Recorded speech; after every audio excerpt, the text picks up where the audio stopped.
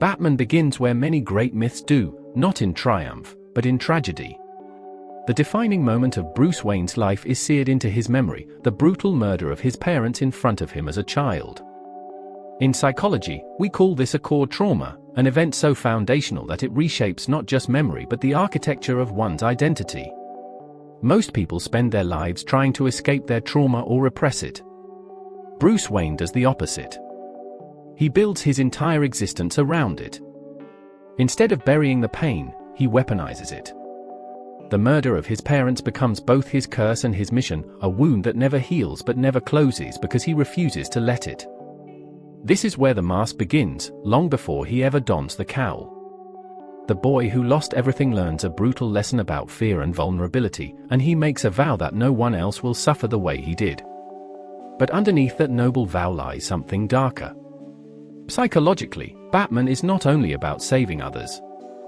He is about controlling the chaos he could not control as a child. The choice of the bat as his symbol is no accident. Bruce takes his deepest fear, bats, and transforms it into his armor. This is a profound psychological insight.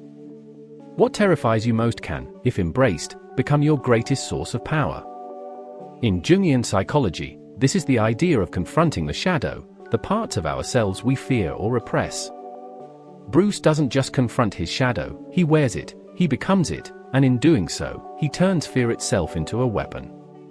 Yet, from the very beginning, we see the paradox of Batman. The mask he puts on is both a shield and a prison. It allows him to strike terror into criminals, but it also traps him in the very fear and trauma he tries to rise above. Bruce Wayne died in that alleyway, and what walked out of it wasn't just a boy, but the seed of something inhuman, something mythic. Batman is not just Bruce Wayne in a suit. He is something else entirely. Psychologists often talk about the concept of the persona, the mask we wear in public to interact with the world, and the shadow, the darker side of the psyche we usually keep hidden. Batman collapses that divide. Bruce Wayne is the mask, the billionaire playboy facade he puts on to blend into society. Batman is the shadow, but instead of repressing it, Bruce elevates it into his dominant identity. This inversion is psychologically fascinating. Most of us suppress our darker instincts. We try to appear polite, agreeable, normal. Bruce does the opposite. His shadow isn't a dirty secret, it's his truth. He spends his nights in the darkness because that's where he feels most at home. And in this choice, we see the price of obsession. Batman's psychology is driven by one central force: control. As a child, he lost control in the most devastating way. His parents' death was a reminder that the world is random, chaotic, and merciless. As Batman, he attempts to impose order onto that chaos. Every detail of his life becomes regimented, his body honed to peak perfection, his mind sharpened, his cave filled with surveillance, contingency plans, and weapons designed to counter any imaginable threat. But this quest for control is also a prison. Batman is constantly at war not just with criminals, but with himself.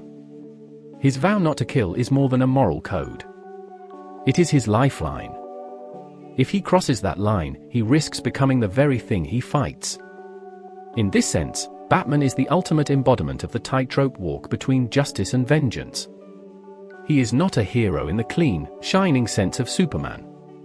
He is something murkier, someone who stares into the abyss every night and dares it not to swallow him whole. From a philosophical standpoint, Batman embodies Nietzsche's warning: whoever fights monsters should see to it that in the process he does not become a monster. Bruce knows this intimately. He teeters on that edge with every fight, every mission. His restraint is both his greatest strength and his greatest torment. This is why Batman is such a powerful archetype. He isn't invincible, and he isn't purely virtuous. He is a man who carries his wounds into battle, who wears his trauma like armor. But the irony is that the very thing that gives him strength is also the thing that prevents him from healing. Batman cannot stop being Batman. To do so would mean confronting the emptiness of Bruce Wayne, the boy who never grew past that night in the alley. The psychology of the Bat is, at its core, the psychology of obsession. He is proof that pain can fuel greatness, but also that greatness built on pain comes at a terrible cost. Every great hero is more than a character, they are an archetype, a mirror of something deeply human. Batman's mythos fits into a tradition older than comic books, older even than modern storytelling. He is a dark knight, a lone warrior who embraces shadow to fight shadow. In mythological terms, he is both the monster and the monster slayer. Carl Jung's theory of archetypes gives us a way to understand Batman. He is the shadow and the hero fused into one. The shadow represents the repressed, primal parts of ourselves: anger, rage, vengeance. The hero represents courage, sacrifice, and the fight for something greater. Most characters lean toward one archetype, but Batman embodies both simultaneously. That's why he resonates so deeply. He reflects the truth that human beings are never just one thing. We are both light and darkness, virtue and vice, justice and cruelty, depending on which side we feed. From a psychological perspective, Batman's story speaks to the ways trauma shapes identity. Childhood trauma is not something that disappears, it lives inside the psyche, silently molding behaviors and worldviews. Batman is what happens when trauma is weaponized into purpose. His pain becomes the engine of his mission. For some, this feels inspiring, a refusal to be broken. But it also highlights a hidden danger. When identity is built entirely around pain, healing can feel like erasure. If Bruce ever let go of his trauma, what would be left of Batman? Philosophically, Batman asks us to consider the cost of justice. He operates outside the law because he believes the system is too flawed to work. In this sense, he reflects an ancient archetype, the outlaw hero. From Robin Hood to Achilles to Gilgamesh, the hero often breaks society's rules to protect it. But this archetype comes with tragedy. The outlaw hero is often isolated, distrusted, or fated to die alone. Batman's loneliness is not an accident of plot, it is built into the role he has chosen. In modern psychology, we might describe Batman through the lens of hypervigilance and obsessive control. He is constantly scanning for threats, preparing for every possibility, never allowing himself rest. This mirrors the behavior of real people who have experienced trauma: soldiers returning from war, survivors of violence, those who live with PTSD. For them, safety becomes not a feeling but a constant project, something to be manufactured and maintained. Batman embodies this psychology writ large. His life is one long attempt to feel safe in a world that showed him it never truly can be. And yet, this is why Batman feels so real, so lasting. He is not a fantasy of perfection like Superman, nor a god among men like Thor. He is a man who forged himself into something extraordinary, not by escaping pain but by reshaping it. He is a symbol of resilience, but also of the weight that resilience demands. The myth of Batman, then, is not just about a man in a cape. It is about us. About how we carry our shadows, how we build meaning from suffering, and how easily our greatest strengths can become our greatest prisons. Batman is more than a comic book character.